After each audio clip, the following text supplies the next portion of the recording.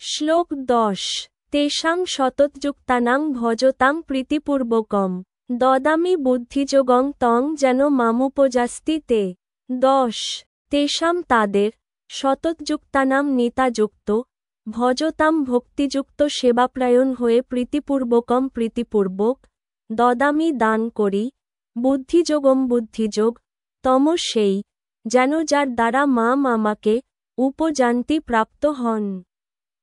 তে তারা গীতার গান সেই নিত্যযুক্ত যারা ভজনে কুশল প্রীতির সহিত তারা ধরে ভক্তিবল আমি দিই ভক্তিযোগ তাদের অন্তরে আমার পরম ধাম তারা লাভ করে অনুবাদ যারা ভক্তিযোগ দ্বারা প্রীতিপূর্বক আমার ভজনা করে।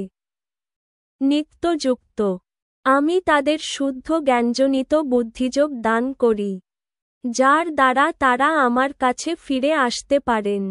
তাৎপর্য এই শ্লোকে বুদ্ধিযোগম কথাটি অত্যন্ত তাৎপর্যপূর্ণ। এই সম্পর্কে দ্বিতীয় অধ্যায়ে ভগবান অর্জুনকে যে উপদেশ দিয়েছেন তা আমরা স্মরণ করতে পারি। সেখানে ভগবান অর্জুনকে বলেছেন যে তিনি তাকে বুদ্ধিযোগ সম্বন্ধে উপদেশ দেবেন। এখানে সেই বুদ্ধিযোগের ব্যাখ্যা করা হয়েছে। বুদ্ধিযোগের অর্থ হচ্ছে কৃষ্ণভাবনাময় কর্ম। সেটিই হচ্ছে সর্বশ্রেষ্ঠ বুদ্ধিবৃত্তি। বুদ্ধির অর্থ হচ্ছে বোধশক্তি এবং যোগের অর্থ হচ্ছে অতীন্দ্রিয় কার্যকলাপ অথবা যোগারূঢ়। কেউ যখন তার প্রকৃত আলয়ে ভগবত ধামে ফিরে যেতে চান এবং সেই উদ্দেশ্যে কৃষ্ণভাবনাময় ভগবত সেবায় সম্যকভাবে নিযুক্ত হন তখন তার সেই কার্যকলাপকে বলা হয় বুদ্ধিযোগ। পক্ষান্তরে বুদ্ধিযোগ হচ্ছে সেই পন্থা যার ফলে জড় জগতের বন্ধন থেকে মুক্তি লাভ করা যায়। সাধনার পরম লক্ষ্য হচ্ছেন শ্রীকৃষ্ণ। সাধারণ মানুষ সেই কথা জানে না। তাই ভগবদ্ভক্ত ও সদ্গুরুর সঙ্গ অতি আবশ্যক। আমাদের সকলেরই জানা উচিত যে পরম লক্ষ্য হচ্ছেন শ্রীকৃষ্ণ এবং সেই লক্ষ্য সম্বন্ধে অবগত হলে ধীরস্থির গতিতে সেই লক্ষ্যের দিকে ধীরে ধীরে অথচ ক্রমোন্নতির পর্যায়ক্রমে অগ্রসর হওয়া যায় এবং অবশেষে সেই পরম লক্ষ্যে উপনীত হওয়া যায়। কেউ যখন মানব জীবনের লক্ষ্য সম্বন্ধে অবগত হওয়া সত্ত্বেও কর্মফল ভোগের প্রতি আসক্ত হয়ে থাকে তখন সেই স্তরে সাধিত কর্মকে বলা হয় কর্মযোগ।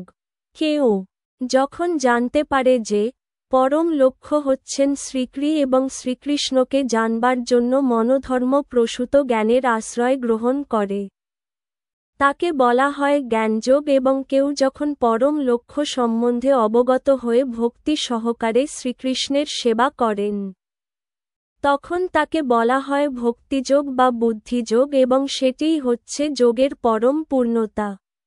যোগের এই পূর্ণতাই হচ্ছে জীবনের সর্বোচ্চ সিদ্ধির স্তর। কেউ সদ্গুরুর আশ্রয় প্রাপ্ত হয়ে কোন পারমার্থিক সংস্থার সঙ্গে যুক্ত থাকতে পারেন কিন্তু পারমার্থিক উন্নতি সাধনের জন্য যথার্থ বুদ্ধি যদি তার না থাকে তাহলে শ্রীকৃষ্ণ অন্তঃস্থল থেকে তাকে যথাযথভাবে নির্দেশ প্রদান করেন যার ফলে তিনি অনায়াসে তার কাছে ফিরে যেতে পারেন। ভগবান শ্রীকৃষ্ণের এই কৃপা লাভ করার একমাত্র যোগ্যতা হচ্ছে যে কৃষ্ণভাবনাময় হয়ে প্রীতি ও ভক্তি সহকারে সর্বক্ষণ সর্বপ্রকারে শ্রীকৃষ্ণেরই সেবা করা। শ্রীকৃষ্ণের জন্য তাকে কোন একটি কর্ম করতে হবে এবং সেই কর্ম প্রীতির সঙ্গে সাধন করতে হবে।